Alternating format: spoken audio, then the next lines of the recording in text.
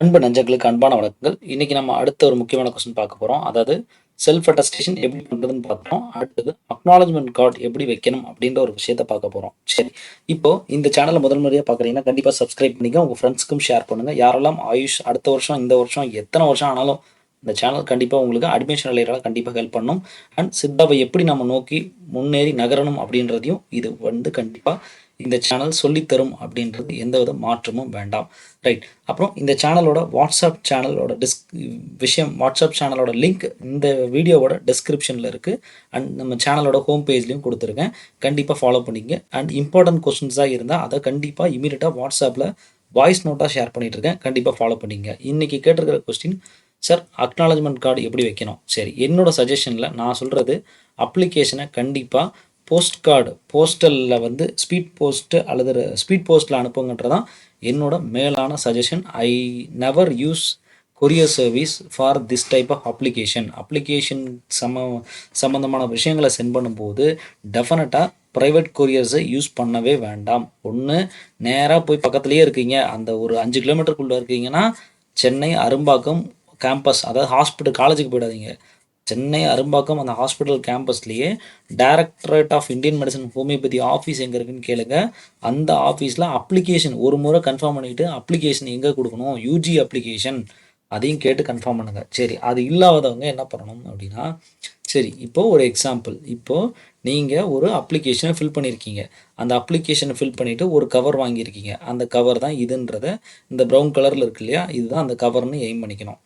இந்த கவரில் மேலே வந்து என்ன பண்ணுறீங்கன்னா, இந்த போஸ்டல் சர்வீஸில் நீங்கள் ஸ்பீட் போஸ்ட் பண்ணும்போது இஎம்எஸ் பண்ணும்போது இஎம்எஸ்க்கான அக்னாலஜ்மெண்ட் கார்டு ஒன்று வேணும் அப்படின்றத நீங்கள் கேட்கணும். அந்த கார்டை வாங்கிட்டு அந்த கார்டில் என்ன எழுதணும்னு நான் சொல்கிறேன். பிஃபோர் தட் அதில் 2 கார்டு வாங்குங்க. 2 கார்டு வாங்கிட்டு ஒரு கார்டை இதை ஃபில் பண்ணி வெளியே வந்து பின் பண்ணிங்க. இந்த பின் பண்ணுறது உள்ள பேப்பரில் எந்த பேப்பர்லேயும் படாத மாதிரி, அதாவது சைடில் ஒரு ஓரமாக ஒதுக்கி ஒரு இங்கே ஒரு பின்னு இந்த ஓரத்தில் ஒரு பின்னுன்னு கரெக்டாக போட்டு பின் பண்ணி வைங்க. முடிஞ்சால் இந்த ஓரத்தில் சின்னதாக ஒரு பெண்டில் சின்ன ஒரு லைட்டான ஒரு செல்லோ டைப் மட்டும் இந்த ஓரத்தில் இந்த ஓரத்துலையும் பண்ணி இந்த இதை அக்னாலஜ்மெண்ட் கார்டை ஃபிட் பண்ணுங்கள். அப்போ தான் கொரியரில் போகிறப்போ இது வந்து கலண்டு விழாது. சம்டைம்ஸ் இது ரிமூவும் ஆகாது. ஒன்று. ரெண்டாவது, இன்னொரு கார்டு நான் சொன்னேன் இல்லையா, இன்னொரு கார்டை, இதுதான் ப்ராக்டிக்கலான எக்ஸ்பீரியன்ஸ். இப்போ சம்டைம்ஸ் நீங்கள் போகிற வழியிலேயே, ஏன்னா போஸ்டலில் போகுது, போகிற வழியிலே இந்த அக்னாலஜ்மெண்ட் கலண்டு விழுந்துருச்சு. ஸோ அப்படின்றப்போ என்ன ஆகும், நிறையா சமயத்தில் அக்னாலஜ்மெண்ட் கார்டு உங்களுக்கு ரீச் ஆகாது. அப்புறம் அதுக்கு தான் என்ன சொல்கிறோம், இந்த கவர் இருக்கு இல்லையா, இந்த கவர் ஒட்டுறதுக்கு முன்னாடியே போஸ்ட் ஆஃபீஸ் போயிட்டு இந்த மாதிரி இன்னொரு கவர் வாங்கி அதுலேயும் ஃபில் பண்ணி, அதாவது இந்த அக்னாலஜ்மெண்ட் கார்டில் எப்போவுமே உன்னோட அட்ரஸ் தான் டூவில் எழுதணும். டூவில் உன்னோட அட்ரஸ். ஏன்னா இது அப்ளிகேஷன் இந்த இடத்துல அந்த இன்ஸ்டியூஷனோட அந்த டைரக்டர்லேருந்து சீல் வச்சுட்டு ஃப்ரம்மில் சீல் வைப்பாங்க. டூவில் உன்னோட அட்ரஸ் எழுதியிருப்பேன். ஸோ நான் பெற்றுக்கொண்டேன் அப்படின்னா அவங்க சைன் போட்டு இதில் வந்து திரும்ப உனக்கே அனுப்பிடுவாங்க. ஸ்டாம்ப் போட்ட சொன்னால் ஸ்டாம்ப் போட்டிடுங்க. சரி, இதை மட்டும் செஞ்சிங்கன்னா இது போதும். இதே காப்பியை எக்ஸ்ட்ரா ஒரு காப்பி வாங்கி, ஏன்னா 5 ருபீஸோ 10 ருபீஸோ ஒரு எக்ஸ்ட்ரா ஒரு கார்டு வாங்கணும். அந்த கார்டு வாங்கி திரும்ப இந்த கவருக்குள்ளேயே போட்டு இந்த அப்ளிகேஷன்தையும் ஒட்டி விட்ருங்க. சரியா? அந்த உள்ளே போட்ட பீஸை வந்து நம்ம வந்து ஒட்டணும் அல்லது பின் பண்ணணும் அப்படின்ற அவசியம் இல்லை. சும்மா லெட்டர் கார்டு தான், தூக்கி போட்டால் மட்டும் போதும். இதுதான் விஷயம். ஸோ இதுதான் ப்ராக்டிக்கலான எக்ஸ்பீரியன்ஸ். இந்த மாதிரி தான் பண்ணணும். சரி, இப்போ இந்த அக்னாலஜ்மெண்ட் கார்டில் என்ன எழுதணும்? சரியா? அதில் எப்போவுமே என்ன பண்ணியிருப்பாங்க அப்படின்னா, ஃபஸ்ட்டு இது வந்து உங்களுக்கு ஜென்ரலான ஒரு இது இந்த மாதிரி தான் இருக்கும். சரியா? ஃபஸ்ட்டு சென்டர் அட்ரஸ், யாருக்கு சென்ட் பண்ணுற. சரியா? சென்ட் பண்ணுற யார் சென்ட் பண்ணுறா அப்படின்றது இந்த இடத்துல எழுதுவாங்க. இல்லை சம்டைம்ஸ் அந்த கவர்மெண்ட் ஆர்கனைசேஷனாக இருந்தால் சின்னதாக சீல் வச்சுருவாங்க. சரியா? நம்ம பேசிக்காக எழுதுகிற மாதிரி இடம் இருந்தால் இந்த எல்லோ கலரில் தெரியுது இல்லையா, இது மாதிரியும் இருக்கலாம். சம்டைம்ஸ் இந்த மாதிரி கார்டும் இருக்கலாம். ஏன்னா ஒவ்வொரு இடத்துக்கு ஏற்ற மாதிரி மாறும். ஸோ அப்போ இந்த இடத்துல ஃப்ரம்மில் நீங்கள் டைரக்டர் அப்புறம் டைரக்டர்னு கூட இல்லை, அட்மிஷன் கமிட்டி, செலெக்ஷன் கமிட்டி தானே, selection committee directorate of Indian medicine homoeopathy Chennai அப்படின்னு மட்டும் எழுதிட்டு விட்டுருங்க. இந்த 2 அட்ரஸில் உங்கள் வீட்டு அட்ரஸை ப்ராப்பராக ஃபுல்லாக எழுதுங்க, பின்கோட் நம்பர் வரைக்கும். நிறைய பேர் கமெண்ட்டில் ஷேர் பண்ணுறீங்க, அதாவது பார்த்தீங்கன்னா, அக்னாலஜ்மென்ட் கார்டு வந்துட்டு கரெக்ட்டா பின் பண்ணி வச்சுட்டோம் அப்படின்னா, நேரா அவங்க அப்ளிகேஷன் ரிசீவ் பண்ணிட்டோம் அப்படின்னா, உங்களுக்கு ஆட்டோமேட்டிக்கா வந்துரும் அப்படின்னு சொல்றாங்க இல்லையா? ஸோ டெஃபினட்டா நெறைய சமயத்தில என்னோட ஒருத்தன் வந்து என்னோட ஜூனியர் ஒரு நண்பர் வந்து சொன்னாரு, "சார் நான் போன வருஷம்லாம் வந்து அப்ளிகேஷன் போட்டு ஜாயின் பண்ணிட்டேன். பட் எனக்கு அக்னாலஜ்மென்ட் கார்டே வரவே இல்ல. இத்தனைக்கும் நான் வந்து 2வது அக்னாலஜ்மென்ட் கார்டு நான் உள்ள வச்ச பிறகு தான் அந்த அக்னாலஜ்மென்ட் கார்டு தான் எனக்கு வந்து சேர்ந்துச்சு. ஸோ அதனால வெளிய வச்ச அக்னாலஜ்மென்ட் கார்டு சைன் கூட போட மாட்டேன்றாங்க." இந்த மாரி நெறைய விஷயங்கள் நடக்குது. ஸோ அது இப்போ அப்ளிகேஷன் போயிடுச்சா, போகலையா எதுவுமே தெரியாது சார். கொஞ்சம் சேஃப்டியா இருக்கணும் அப்படின்ட்டு. ஸோ அப்போ இதுக்கு நான் இன்னொரு ஆப்ஷன் சொல்றது என்னன்னா, உங்களுக்கு நீங்க ஸ்பீட் போஸ்ட் பண்றீங்க இல்லையா?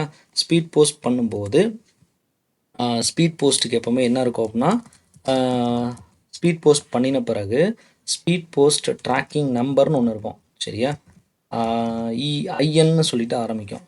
Tracking number. Speed post tracking number அப்படின்றது எந்த மாரி இருக்கும் அப்படின்னா, உங்களுக்கு இந்த மாரி நீங்க பே பே ட்ராக்கிங் நம்பர் பே பண்ணின பிறகு பில் இந்த மாரி குடுப்பாங்கல்ல, இந்த பில்ல இங்க ஈகேன்னு ஆரம்பிச்சிருக்கு.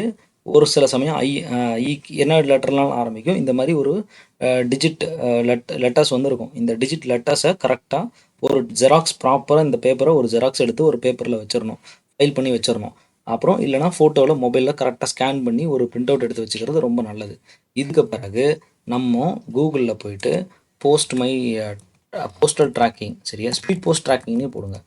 ஸ்பீட் போஸ்ட் ட்ராக்கிங் அப்படின்னு போட்டு ட்ராக்கிங் போட்டிங்கன்னா, இந்த வெப்சைட் ஆகும். அதில ட்ராக் கன்சைன்மென்ட்ல இப்போ எக்ஸாம்பிள் இது ஓப்பன் ஆயிடுச்சா? இதில என்ன பண்ணணும் அப்படின்னா, கன்சைன்மென்ட் நம்பர் தான் நம்மட்ட இருக்கு. அப்போ EK 10201020 ஏதாவது ஒரு நம்பர் ஐ மீன் இந்த நம்பர் வந்து உங்களுக்கு இந்த இடத்துல இருக்கும். சரியா?